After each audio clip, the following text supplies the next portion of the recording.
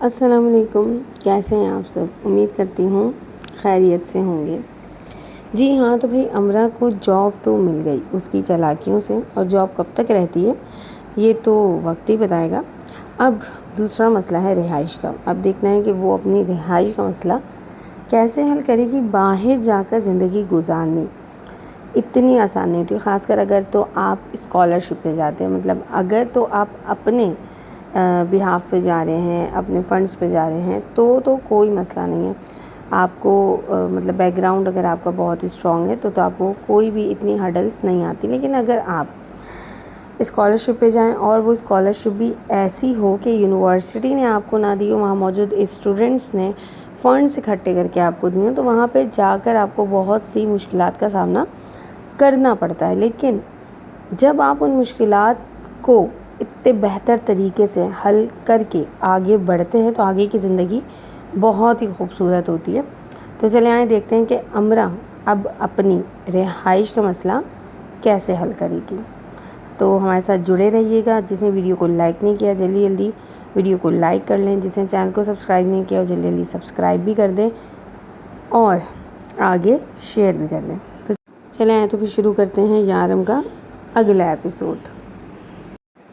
رہائش کا مسئلہ تو تھوڑا سنجیدہ ہوتا جا رہا تھا۔ جو رہائش مل رہی تھی وہ مہنگی تھی، جو سستی تھی یا تو وہ بہت دور تھیں یا لڑکوں کے ساتھ تھیں، یعنی لڑکے لڑکیاں ایک ہی فلیٹ میں۔ سب اس کے لیے اپنی اپنی جگہ پر کوشش کر رہے تھے۔ وہ ایک دو برطانوی، پاکستانی، ہندوستانی گھرانوں میں بھی گئی، لیکن وہ رہائش بھی اس کی گنجائش سے بہت زیادہ تھی۔ وہ بہت نارمل سی ایک رہائش افورڈ کر سکتی تھی، یعنی بے حد سستی سی، جتنی زیادہ سستی ہو سکے اتنی سستی، اور یونیورسٹی کے پاس بھی۔ ایک لینڈ لیڈی ہیں تو، لیکن ایک مسئلہ ہے کہ وہاں کم ہی لوگ رہنے میں کامیاب ہو سکے ہیں۔ ان کو سمجھنا بہت مشکل ہے۔ وہاں جا کر دیکھ لو، شاید تم ان کو سمجھ سکو۔ ٹھیک ہے، وہاں بھی جا کر دیکھ لیتی ہوں۔ اس کا منہ لٹک گیا۔ ہاں، ایسے ہی منہ لٹکا لینا، اور وہ اپنا مشہور زمانہ آزمودہ فقرہ ضرور کہنا، منحوس ماری، مجھے تو مر جانا چاہیے۔ اس بات پہ وہ نوال سے زیادہ ہنسی۔ ایک دو لڑکیاں ہیں جو وہاں گئی تھیں، ایک چند دن بعد ہی واپس آ گئیں، اور ایک نے چند ہفتے بعد وہ گھر چھوڑ دیا۔ وہ اسے شٹل کاک کہہ رہی تھی۔ نام اچھا ہے، شٹل کاک۔ کہانی آتی ہے تمہیں؟ ہاں، ایک دو آتی ہیں۔ گڈ۔ سنا ہے وہ ہر رات کہانی ضرور سنتی ہیں۔ اچھا، صرف کہانی؟ مطلب کرایہ نہیں لیں گی؟ کرایہ تو ضرور لیں گی، ساتھ میں کہانی بھی۔ ٹھیک ہے، میں دو چار کہانیاں یاد کر کے جاتی ہوں۔ شٹل کاک کا پتہ لے کر وہ چھٹی والے دن شام کو آ گئی۔ یہ ایک 2 منزلہ برطانوی طرز تعمیر کا کافی بڑا گھر تھا۔ گھر کے آگے سبزے کا بڑا خطہ تھا، جس میں مختلف اقسام کے پودے اور پھول لگے تھے۔ ساری عمارت سفید رنگی تھی اور وائٹ ہاؤس کا چھوٹا سا منا سا نمونہ لگ رہی تھی۔ امرا کو شٹل کاک کا بیرونی نظارہ بہت پسند آیا، بلکہ بہت ہی زیادہ پسند آیا۔ اگر اسے یہاں رکھ لیا جائے تو وہ کافی شاندار قسم کی رہائش گاہ ثابت ہونے والی تھی۔ بیل دی اور کافی دیر تک دیتی رہی، کھڑکیوں سے بھی جھانکتی رہی، دروازہ بھی بجایا، لیکن کوئی بات نہیں بنی۔ وہ دروازے کے پاس سیڑھی پر بیٹھ گئی کہ شاید مالکن بازار گئی ہوں۔ کوئی 20 منٹ بعد دروازہ کھلا۔ وہ جلدی سے اٹھ کے دروازے تک آئی۔ مجھے کہانی آتی ہے، جھٹ سے کہا۔ سامنے والی کی ہنسی کا فوارہ نکلا۔ وہ ہلکی گلابی رنگ کی ساڑی میں تھی، लंबी पतली सांवली सी, काले सियाह बालों की चोटी बनाए हुए और उन्हें कंधे पर गिराए हुए।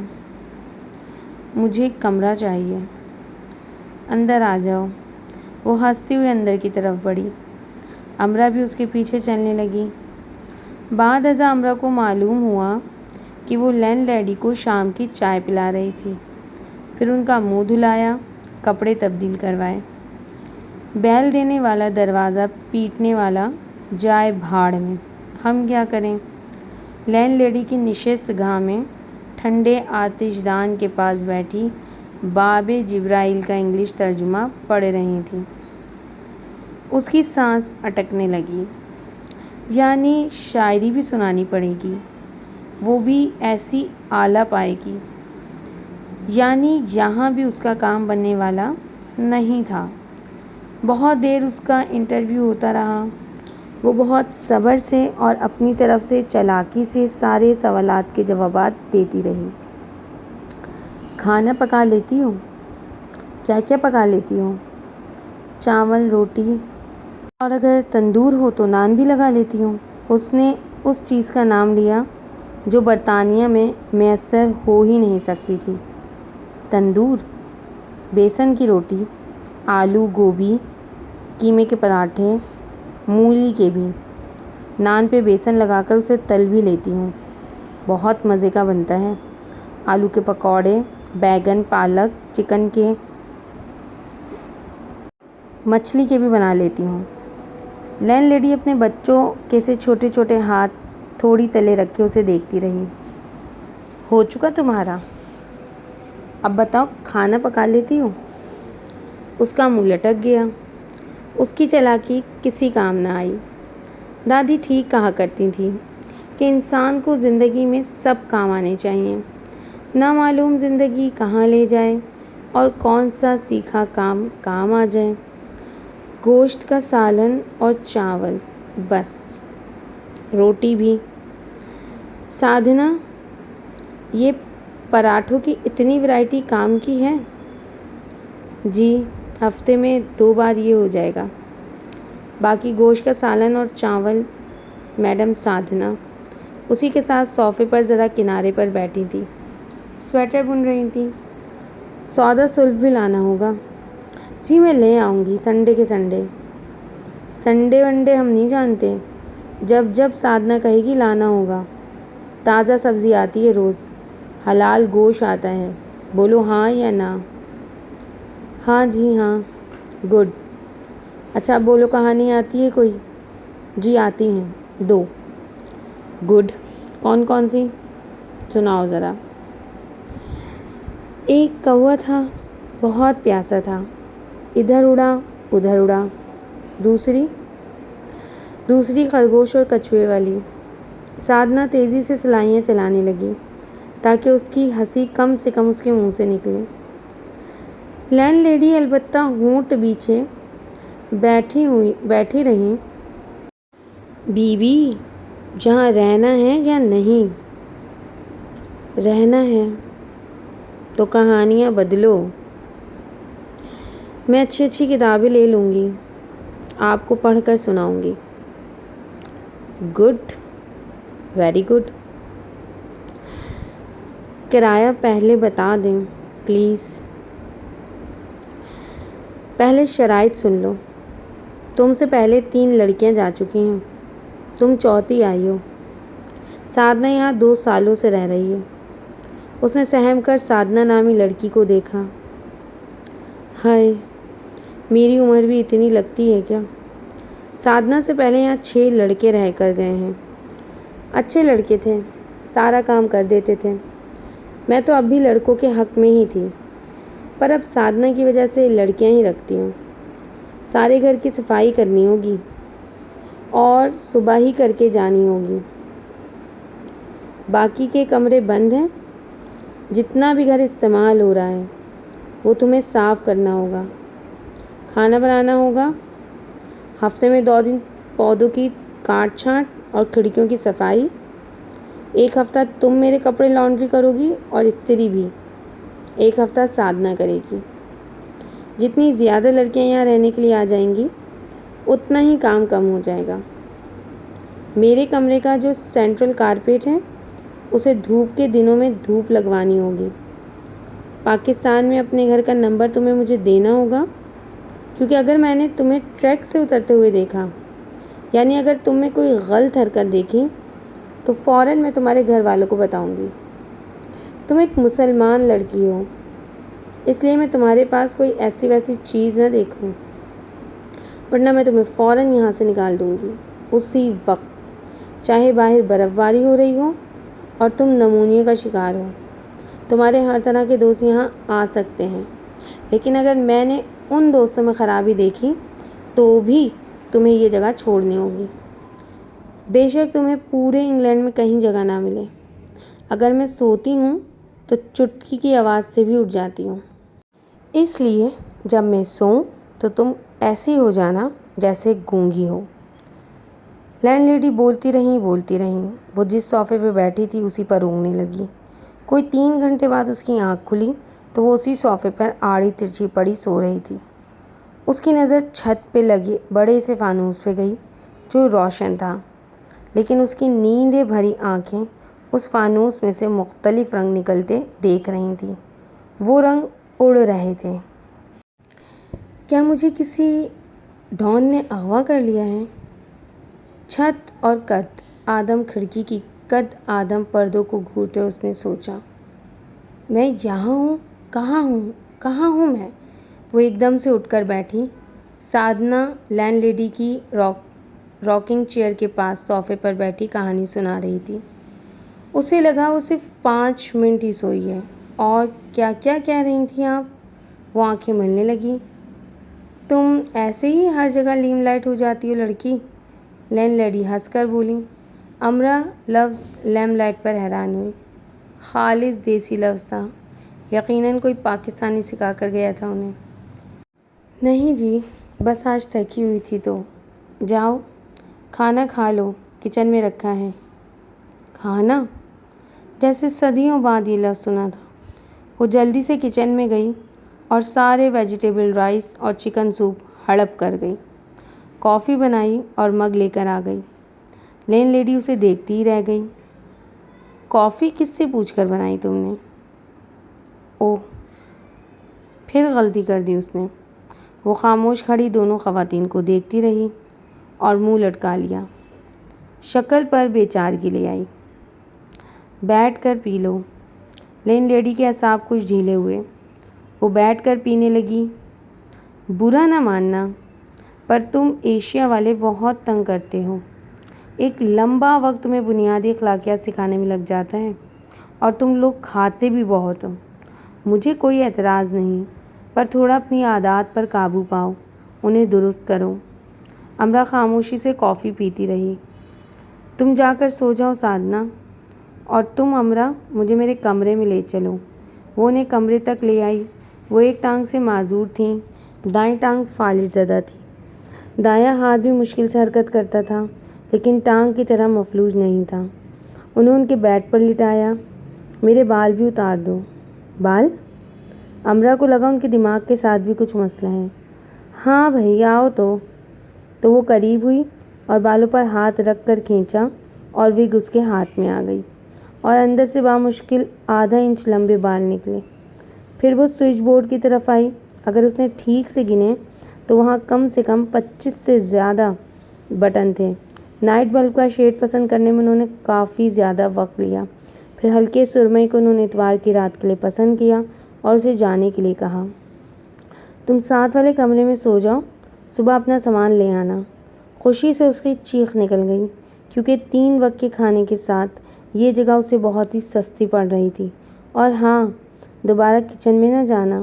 لیکن وہ پہلے کچن میں گئی، 1 کپ اور کافی بنائی اور 1 کپ کافی کی قیمت کچن کاؤنٹر پر رکھ دی اور کمرے میں آ کر سو گئی۔ درمیان میں اس کی آنکھ کھلی تو اسے اپنی غلطی کا شدید احساس ہوا۔ اس نے فوراً شرلی کو فون کیا۔ میں پولیس کو کال کرنے ہی جا رہی تھی، تم نے ہمیں پریشان کر دیا۔ وہ ابھی اتنی ذمہ دار نہیں ہوئی تھی۔ اگلے دن سامان لا کر اسے کمرے میں سیٹ کیا۔ پھر اس دن سنی ڈے تھا تو کارپیٹ کو اٹھا کر دھوپ میں ڈالا، کپڑے دھوئے، استری کیے پھر انہیں لینڈ مہر کے وارڈروب میں لٹکایا، سادھنا کے ساتھ مل کر کھانا بنایا اور پھر کیفے آ گئی۔ واپسی پر بک اسٹور ہوتی گئی، لیکن وہاں اردو کی کتابیں بہت کم تھیں، جو تھیں وہ بہت ادبی منچلے کا اداس نسلیں تھیں، زیادہ تر شاعری کی تھیں۔ آگ کا دریا، خدا کی بستی، سودا وغیرہ۔ ایک تو وہ فی الحال اس طرح کی مہنگی کتابیں خرید نہیں سکتی تھی، دوسرے اس عمر میں اپنے سر کے بال جھڑوانا نہیں چاہتی تھی۔ وہ یہ سب کتابیں پڑھ چکی تھی، لیکن پڑھ کر سنا نہیں سکتی تھی۔ وہ ایک صبر آزما کام تھا، اور اتنا زیادہ صبر اتنی سی عمر میں نہیں کرنا چاہتی تھی۔ اسے ایک سادہ سی سستی سی کتاب چاہیے تھی۔ اس نے اپنی پاکستانی ہم جماعت سے بات کی تو اس نے اسے اپنی خالہ کی ایک کتاب لا دی، کھیل تماشا، اشفاق احمد کی۔ ایک تو مفت میں کتاب مل گئی تھی، دوسرا زیادہ موٹی نہیں تھی۔ اپنی باری پر اس نے لیڈی مہر کو کھیل تماشا سنانا شروع کی تو وہ مزے سے سنتی رہیں، لیکن امرا کے دماغ کے کئی اوپر سے الفاظ گزر کر جاتے رہے۔ وہ بلا شبہ اپنی طرز کی شاہکار کتاب تھی، لیکن امرا جیسے کند ذہن اسے بیکار بنا رہے تھے۔ لیڈی مہر اسے بار بار پیچھے لے جاتی، کئی سطروں کو بار بار پڑھواتی۔ اتفاق سے اس نے ایک بڑا معرکہ سر کر لیا تھا۔ کھیل تماشا کے سننے والے اور سنانے والے دونوں کا دل مو لیا تھا۔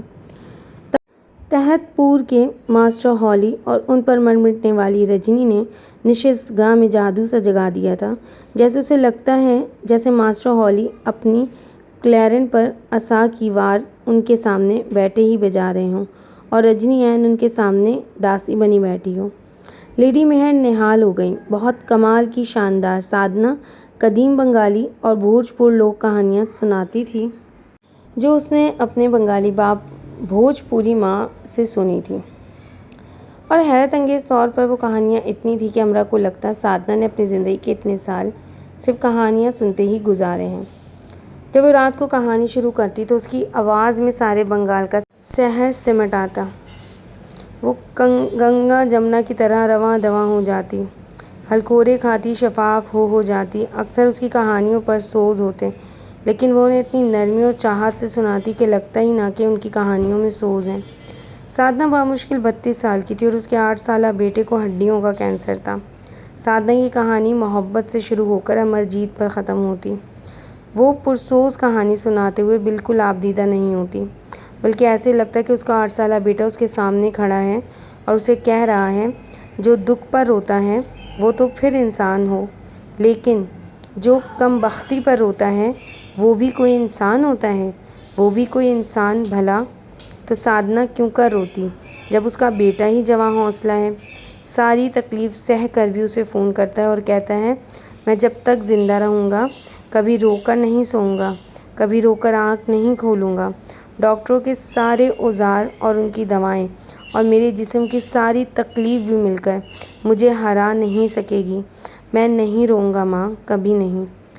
اس کی کہانیاں تو ایسے بچے کی ماں کیسے روتی؟ وہ بات بات پر مسکراتی، ہنستی، کیوں نہ امر جیت ہوتی۔ اس کی آواز میں ایسا سحر کیوں نہ آتا جو تھپک تھپک کر سلا دیتا ہے؟ دل پہ کیسا ہی بوجھ کیوں نہ ہو، اس کی کہانی کی پرستان لے ہی جاتی ہے۔ سادھنا کی کہانی سنتے سنتے وہ نشست گاہ میں ہی سو جاتی، جیسے کوئی وہ لوری سناتا ہو جو جنگ سے لوٹ آنے والا اپنے بچوں کو اور جنگ جیت جانے والا اپنے کنبے کو سناتا ہے، وہی جواں مردی کے قصے اور شہیدوں کے لہو رنگ فسانے۔ اس دوران ایک چھوٹا سا واقعہ ہوا جو کافی بڑی صورت اختیار کر گیا۔ اسے اور اس کے چند کلاس فیلو کو یونیورسٹی کے ایک دوسرے گروپ نے اپروچ کیا۔ وہ مانچسٹر میں اپنی نئی کلاسز کے شروع ہونے کے سلسلے میں ایک پارٹی کا اہتمام کر رہے تھے، اور پارٹی کے انتظامات کے لیے انہوں نے یونیورسٹی کے اسٹوڈنٹس کو ہی موقع دیا تھا تاکہ وہ چند گھنٹوں میں کچھ زیادہ پونڈ کما سکیں۔ اس کے کلاس فیلوز نے ہاں کہا تھا۔ اس نے بھی کہہ دیا۔ انہیں پارٹی کے سارے انتظامات دیکھنے تھے، ڈیکوریشن سے لے کر سرونگ تک۔ پارٹی ان میں سے کسی ایک اسٹوڈنٹ کے گھر کے لان میں تھی، اور جہاں یہ گھر تھا وہاں گھر کافی دور دور ہوتے ہیں جن کے آگے سڑکیں کھلی اور کشادہ تھیں۔ سرے شام ہی ان سب نے پارٹی کے لیے ابتدائی سیٹنگ مکمل کر لی۔ باقی ان کا کام میزوں پہ کھانے کی اشیاء رکھنا تھا جو ذرا ہٹ کر الگ سے لگی تھی۔ انہیں ہر فرد کو الگ الگ نہیں پیش کرنا تھا۔ تم شکل سے بہت زیادہ پاکستانی لگتی ہو۔ ایرک اور اس کے دوسرے دوست اسے تشویش سے ایسے دیکھنے لگے کہ اسے تشویش ہونے لگی۔ وہ سب پارٹی کے انتظامات دیکھنے آئے تھے۔ میں ہوں بھی پاکستانی، وہ برا مان گئی۔ نہیں، ہمارا مطلب وہ سب ذرا ڈرتے ہیں، ذرا سے کچھ زیادہ ہی ڈرتے ہیں۔ ڈرتے ہیں؟ کون؟ آج کی پارٹی میں آنے والے زیادہ اسٹوڈنٹس۔ وہ کافی زیادہ گول مول سی باتیں کر رہے تھے۔ انہیں پاکستان فوبیا ہے کیا؟ نہیں، شاید ہاں۔ یہ اخبارات، ٹی وی، میڈیا دماغ خراب کر دیتے ہیں۔ جو کچھ اخبارات میں کہا جاتا ہے اس پر یقین کر لیتے ہیں۔ اور تم ہو بھی مسلم۔ پلیز ایسے برا نہ مانو۔ دھماکوں سے بہت ڈر لگتا ہے انہیں۔ دھماکوں سے ڈر لگتا ہے۔ میں مسلم ہوں۔ آخر کیا مطلب ان سب باتوں کا؟ مجھے بھی دھماکوں سے ڈر لگتا ہے، لیکن میں نے تو تمہیں نہیں بتا رہی۔ وہ ایک نہ سمجھ سکی۔ دیکھا، تم برا مان گئی۔ تم غلط سمجھ رہی ہو۔ یہاں کون سا دھماکہ ہونے جا رہا ہے؟ مطلب کچھ ہوگا ہی نہیں تو ڈرنا کیسا؟ کچھ ہونے کا خطرہ ہے یہاں، کوئی بلاسٹ۔ تم مجھے ڈرا رہے ہو۔ میں تمہیں صرف بتا رہا ہوں، ان میں سے زیادہ تر کے انکل اور فادرز پولیس میں ہیں۔ بس ایسے ہی بتا رہا ہوں، ایسے پریشان نہ ہو۔ امرا کا سر چکرانے لگا۔ کیا کہہ رہے ہو؟ کیا سمجھانا چاہ رہے ہو مجھے؟ ایسے ہی تم سے باتیں شیئر کر رہے ہیں۔ ایسے باتیں شیئر کرتے ہیں؟ تم سب مجھے شک سے گھور رہے ہو۔ تمہیں لگتا ہے میں یہاں دھماکہ کروں گی؟ میں؟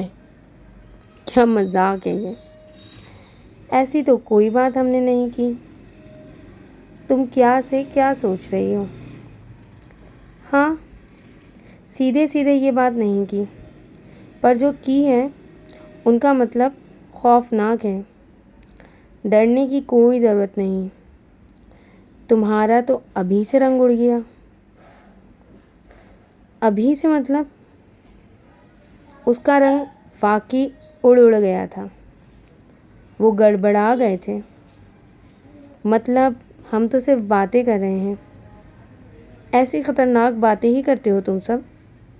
مجھے تمہاری باتیں پسند نہیں آئیں۔ وہ اپنے کام میں لگ گئی اور اندر ہی اندر سہم بھی گئی۔ یعنی اگر ذرا سی بھی کوئی گڑبڑ ہو گئی تو یہ لوگ صاف صاف اس پہ الزام لگا دیں گے۔ پولیس، اور پھر لان میں ایک طرف اونچائی پر ڈی جے کا انتظام کیا گیا تھا، جیسے کلب میں ہوتا، بڑھا دیا۔ انہوں نے ٹوسٹ ہے، اندھیرا گہرا ہوا تو ٹوسٹ لائٹس کی اور ڈی جے ساؤنڈ چیک کیا، جو خطرناک حد تک تیز تھا۔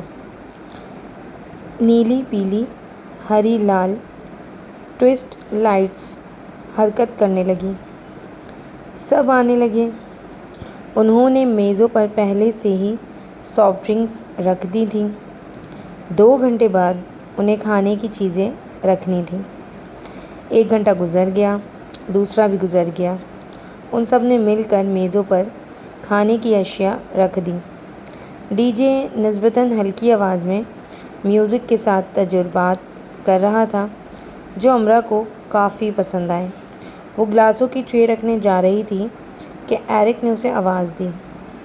وہ اس کے قریب جا ہی رہی تھی کہ ایک زوردار، دہشت ناک دھماکہ ہوا۔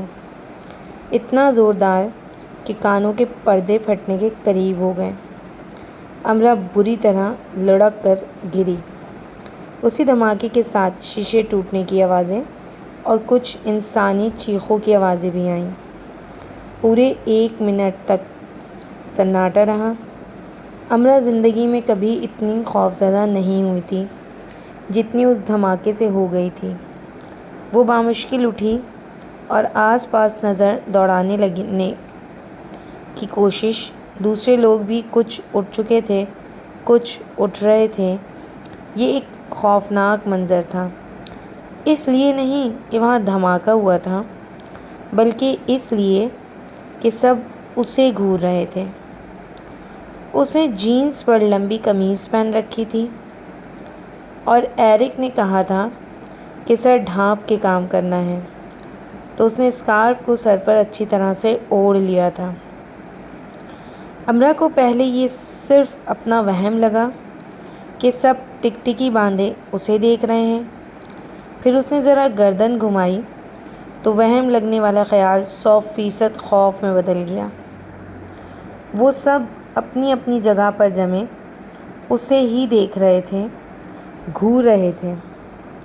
ان میں سے ایک نے کپکپاتے ہونٹوں کے ساتھ انگلی اٹھا کر اس کی طرف اشارہ کیا۔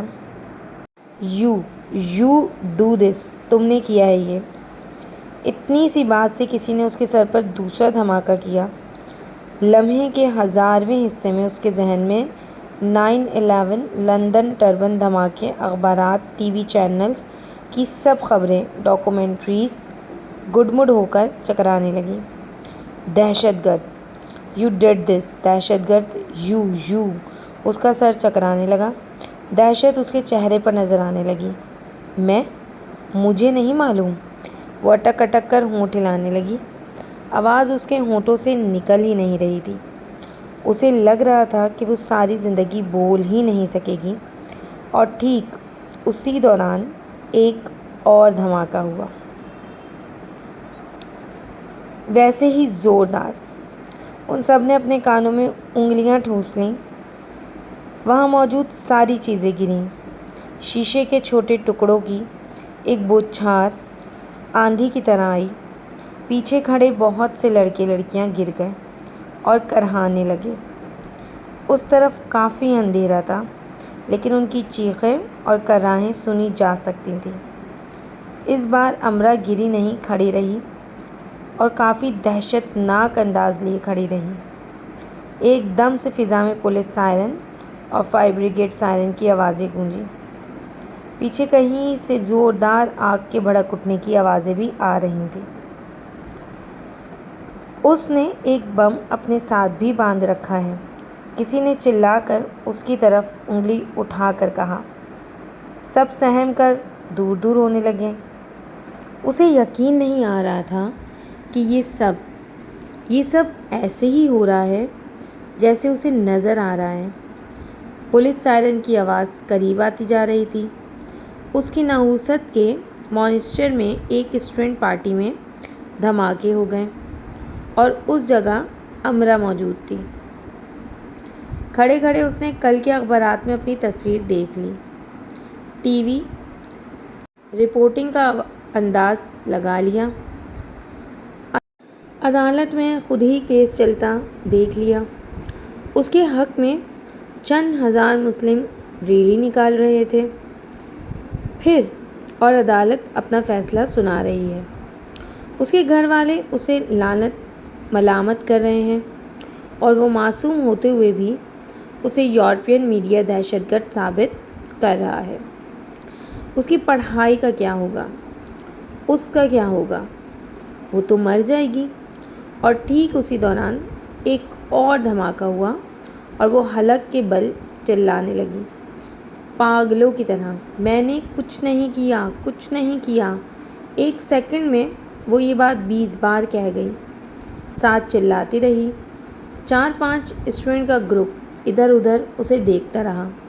سن رہے ہو تم؟ میں نے کچھ نہیں کیا، وہ پوری طاقت سے چلائی، ساری ہمت جمع کر کے، پورا زور لگا کر۔ وہ ویسے ہی کھڑے رہے جیسے کوئی اسٹیج شو کھڑے ہو کر دیکھ رہے ہوں۔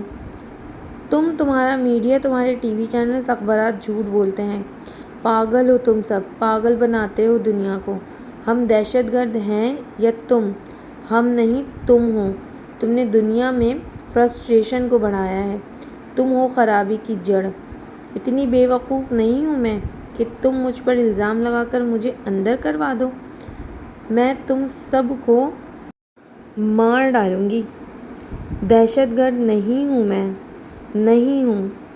پھر ایک دم سبزے پر بیٹھ کر وہ اونچی اونچی آواز میں رونے لگی، اور اونچی اور اونچی۔ پولیس اور فائر بریگیڈ سائرن بند ہو گئے۔ پارٹی میں صرف اس کے رونے کی آوازیں آ رہی تھیں۔ وہ سب جہاں کھڑے تھے وہیں کھڑے رہے۔ اب وہ ایسے کھڑے تھے جیسے ہارر مووی دیکھ رہے تھے۔ یہ سب تمہارے ساتھ پریکٹیکل جوک، عملی مذاق کر رہے تھے۔ آواز کچھ جانی پہچانی تھی۔ اس نے جھٹکے سے گردن اٹھا کر آواز کی سمت دیکھا۔ اس سے ذرا سا دور اندھیرے میں ایک کرسی پر عالیان بیٹھا کاکٹیل سے لطف اندوز ہو رہا تھا۔ اس نے یہ بات اتنے سکون سے کی جیسے وہ خاموشی سے بیٹھا اوپر دیکھتا رہا ہو۔ پریکٹیکل جو وہ کئی لمحے سناٹے میں ہی رہی، پھر اٹھ کر کھڑی ہو گئی۔ اسے یقین نہیں آ رہا تھا کہ اس حد تک کوئی عملی مذاق بھی کیا جا سکتا ہے۔ تیسرے دھماکے کے بعد انہوں نے تمہیں خود ہی بتا دینا تھا۔ یہ سینئرز ہیں اور جو جونیئرز کے شٹ اپ، اس نے دھاڑ کر انگلی اٹھا کر عالیان سے کہا۔ پھر وہی انگلی لہرا کر اس نے وہی شٹ اپ پوری قوت سے چلا کر ان سب سے کہا۔ تم لوگ انگریز، گورے، دنیا پر حکمرانی کرنے والے، جو جی میں آئے کرنے والے، ہمیں غلام سمجھ رکھا ہے۔ جب جی میں آیا مذاق بنا لیا ہمارا، جب جی میں آیا غلام بنا لیا۔ کیا سمجھ رکھا ہے ہمیں؟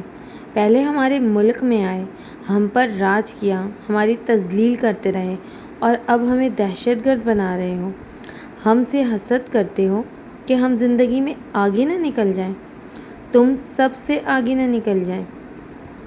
گالی اور گنتی کے لیے ہر انسان اپنی مادری زبان استعمال کرتا ہے کہ مصداق وہ روانی سے چیخ چلا کر اردو میں ان پر برس رہی تھی۔ عالیان ساتھ ساتھ انگریزی میں ترجمہ کرتا جا رہا تھا۔ تم انگریز گورے ہمارے ایک ملک میں آئے، ہم نے تمہاری میزبانی کی، تمہیں بادشاہ بنایا، جاتے ہوئے تمہیں کوہ نور تحفے میں دیا۔ عالیان اپنی مرضی کا ترجمہ کر رہا تھا، اسے اور بھڑکا رہا تھا۔ امرا کے پاس عالیان سے نپٹنے کا فی الحال وقت نہیں تھا۔ تم لوگ خود کو سمجھتے کیا ہو؟ کیا سمجھتے ہو تم خود کو؟ ہاں، بہت بڑی توپ قوم ہو تم، نیک، شریف، پڑھے لکھے، اور ہم جاہل، گنوار، دہشت گرد۔ مسلمان دہشت گرد نہیں ہے، تم اور تمہاری گندی سیاست نے مل کر اسے دہشت گرد بنا دیا ہے۔ ایک نومولود بچہ بھی دہشت گرد ہے اگر وہ مسلمان ہے تو۔ امرا کا غصہ ساتویں آسمان کو چھو رہا تھا۔ اس کے اس جلال کے عالم میں کسی میں بھی اتنی ہمت نہ ہوئی کہ کچھ بول سکے یا اس کے قریب بھی جا سکے۔ عالیان خاموش ہو گیا، اس نے کوئی ترجمہ نہ کیا۔ ٹرانسلیشن پلیز، کسی کونے سے آواز آئی۔ جوک کرنے کے لیے تمہیں یہی جوک ملا؟ خود تم نے گوانتانامو میں کیا کیا؟ وہ امریکی تھے، عالیان بولا۔ وہ ظالم تھے، ظالم کسی قوم سے نہیں ہوتا، اور یہ سب بھی ظالم ہیں، اس نے ہاتھ لہرا کر کہا۔ آنسوؤں کا دریا اس کی آنکھوں میں بہنے لگا۔ ٹرانسلیشن پلیز، آواز پھر آئی۔ امرا نے ایک قہر آلود نظر سب پہ ڈالی اور اس بار انگلش میں بولی۔ اس مذاق سے اگر میرا ہارٹ فیل ہو جاتا، اگر میں مر جاتی، اتنا گھٹیا مذاق، تم لوگ اتنے ظالم ہو کہ مذاق بھی اتنا ظالمانہ سوچا۔ تف ہے تم پر، کتنے چھوٹے ہو تم سب، اتنی بڑی یونیورسٹی میں پڑھتے اور یہ سب سیکھتے ہو۔ گندے ہو تم، جاہل، تم نے میری بے عزتی کی ہے۔ مر جاؤ سب کے سب تم۔ اتنے پاؤنڈز تم نے دھماکوں پر لگا دیے، اگر وہی پاؤنڈز تم کوئی پاؤنڈ نہیں لگا، وہ تو ایسے ہوئے ہیں۔ ڈی جے بٹن دبایا اور ایک زوردار دھماکہ ہوا، یعنی وہ ساؤنڈ چھوڑا تھا۔ اللہ انہیں نظر بد سے بچائے، کس قدر ٹیلنٹڈ تھے۔ وہ سب جو شیشے کی کرچیاں اڑ کر آئی تھیں وہ ہارڈ کرسٹل شیڈ کی تھیں۔ امرا نے شدید غصے میں اپنے قریب ہی گرا ہوا ایک گلاس اٹھا کر اوپر ڈی جے کی طرف اچھالا۔ انگلیاں ٹوٹ جائیں تمہاری، بہرے ہو جاؤ تم۔ ریلیکس، کافی ہو گیا، چلو اب بس کرو، عالیان نے نرمی سے کہا۔ اسے اور غصہ آیا۔ بکواس بند رکھو اپنی۔ اس کی آواز ڈی جے کے کیے دھماکے سے زیادہ دھماکہ انگیز تھی اس بار۔ اس نے ایک بار پھر سب پر نگاہ ڈالی۔ بے عزتی کے احساس سے اس کا سارا وجود جھلسنے لگا، اور جیسا کہ یہاں آنے سے پہلے وہ دھاڑیں مار مار کر روتی رہی تھی تو سبھی دھاڑیں اس کے اندر پھر سے جاگ اٹھیں۔ وہ گھاس پر بیٹھ کر گھٹنوں میں منہ چھپا کر ان سب دھاڑوں کو آواز لگا کر رونے لگی۔ سب نے دور سے ہی اس کے ارد گرد گھیرا بنا لیا۔ کسی میں اب اتنی جرأت نہیں تھی کہ شیرنی بنی امرا کے پاس آئے اور اسے چپ کروائے۔ عملی مذاق تھا اور کچھ زیادہ ہی عملی ہو گیا تھا۔ اب وہ رو رہی تھی اور وہ سب شرمندہ شرمندہ اسے سن رہے تھے۔ عالیان اٹھا اور چل کر اس کے قریب آ کر بیٹھ گیا۔ مذاق کچھ زیادہ ہی ہو گیا نا، ان کی غلطی ہے، انہیں معاف کر دو۔ وہ بدستور ہچکیاں لیتی رہی۔ پلیز انہیں معاف کر دو، پلیز۔ اس نے سالوں تڑپ تڑپ کر چھپ چھپ کر روتی رہی آنکھوں کو اٹھا کر عالیان کو دیکھا۔ عالیان وہیں کا وہیں رہ گیا۔ اس نے اپنی زندگی میں دو آنکھوں میں اتنی تڑپ، تکلیف، دکھ اور غصہ سمٹا ہوا نہیں دیکھا تھا۔ اس نے سیاہ مشرقی آنکھیں دیکھی تھیں۔ ان مشرقی آنکھوں میں طیش اور شکوے کے ایسے بادل نہیں دیکھے تھے۔ وہ اسے شکایت سے دیکھ رہی تھی کہ اردو بولنے والا، نام سے مسلمان لگنے والا، وہ بھی ان کے ساتھ شامل تھا۔ عالیان چپ کا چپ ہی رہ گیا۔ اس کی بھوری آنکھوں نے اس سے بھرپور شکایت کی۔ اسے نہیں، ان دو سیاہ آنکھوں کے اتنے قریب نہیں لے جانا چاہیے تھا۔ اب اگر وہ ایسا کر چکا تھا تو اس کا انجام اسے ہی بھگتنا تھا، اکیلے۔ جی تو عشق مزاجی کا اگر کوئی لاٹ کا نام ہوتا تو وہ محبوب کی آنکھ کا طیش ہوتا، اور اگر روتی ہوئی اندھیری آنکھوں کا کوئی لاٹ کا نام ہوتا تو وہ امرا ہوتا۔ عالیان کو یہ یاد کرنے میں دقت ہوئی کہ وہ کہاں بیٹھا ہے۔ اس سے بھی زیادہ دشواری اسے اپنی آنکھوں کو آنسوؤں کے پانیوں میں غرق ان آنکھوں سے ہٹانے میں ہوئی۔ وہ ایک جھٹکے سے اٹھ کھڑا ہوا اور 2 قدم پیچھے کو چلا اور پھر سے بھاگ پڑنے جیسے انداز میں اس کے سامنے بیٹھ گیا۔ ماسٹر بالی کلیرنٹ پر بسنت رنگ بج رہے تھے۔ اگلے دن وہ سب باری باری گھر آتے رہے اور دروازے کے پاس پھول رکھتے گئے۔ رات اس نے ان کا سوری قبول نہیں کیا تھا۔ ڈر کے مارے وہ اندر نہیں آ رہے تھے۔ وہ کھڑکی میں بیٹھی سب کا تماشا دیکھتی رہی۔ سب سے بڑا گلدستہ ایرک کی طرف سے تھا۔ یہ وہی تھا جس نے امرا کا انتخاب کیا تھا اس ڈرامے کے لیے۔ پھر اسے ایک لمبا چارٹ ملا جس پر ان سب کے دستخط تھے، اور چارٹ پر ایک طرف روتا ہوا موٹے موٹے آنسوؤں والا سوری لکھا تھا۔ چارٹ کے ساتھ ہی وہ ویڈیو بھی بھیجی گئی تھی جو کل رات بنائی گئی تھی۔ اس نے وہ ویڈیو دیکھی اور اپنی ہنسی کنٹرول کرنے کی ناکام کوشش کرتی رہی۔ واقعی وہ ایک مکمل عملی مذاق تھا۔ ان سب کے تاثرات کمال کے تھے۔ اس نے وہ ویڈیو لیڈی مہر او سادھنا کو بھی دکھائی۔ وہ لوٹ پوٹ ہوتی ہوئی بار بار ویڈیو چلا کر دیکھتی رہی۔ بعد میں اسے معلوم ہوا کہ کام کرنے کے لیے جتنے بھی لوگوں کا گروپ وہاں موجود تھا ان سب کے ساتھ کچھ نہ کچھ کیا جانا تھا۔ وہاں موجود سبھی اسٹوڈنٹس مانچسٹر یونیورسٹی میں پچھلے 4 سال سے پڑھ رہے تھے، اور یہ ایک روایت ہی تھی کہ وہ ہر سال کچھ نہ کچھ کرتے۔ لیکن امرا کے ساتھ مذاق کچھ زیادہ ہی سیریس ہو گیا۔ اس واقعے سے اتنا ہوا کہ وہ یونیورسٹی میں کافی مقبول ہو گئی۔ اس کے کافی سے زیادہ اسٹوڈنٹس دوست بن گئے تھے جو اسے دیکھ لیتا رک کر اس کا حال احوال ضرور پوچھتا، اسے کافی لنچ کے لیے بلاتے، کوئی نہ کوئی اس کی مدد کے لیے تیار رہتا۔ جو اسٹوڈنٹس مانچسٹر کے ہی رہنے والے تھے وہ اسے اپنے گھر شام کی چائے یا ویکینڈ پر ڈنر پر مدعو کرتے۔ اس کے رونے دھونے کا ان سب فنکاروں پر ایسا اثر ہوا کہ وہ اسے ننھی منی بچی کی طرح ٹریٹ کرتے کہ بیبی چاکلیٹ کھا لو، آئس کریم کھا لو، اچھا یہ لو باربی، چلو وہ لے لو، بس رونا نہیں۔ ایک وسیع حلقہ اسے جاننے لگا تھا، وہ جس سے چاہتی پڑھنے میں مدد لے لیتی۔ اسی دوران شٹل کاک میں ایک روسی ویرا اور ایک جاپانی اینون گئی جاپانی تو بہت خاموش طبع تھی، سال میں ایک بار بولنے والوں جیسی تھی۔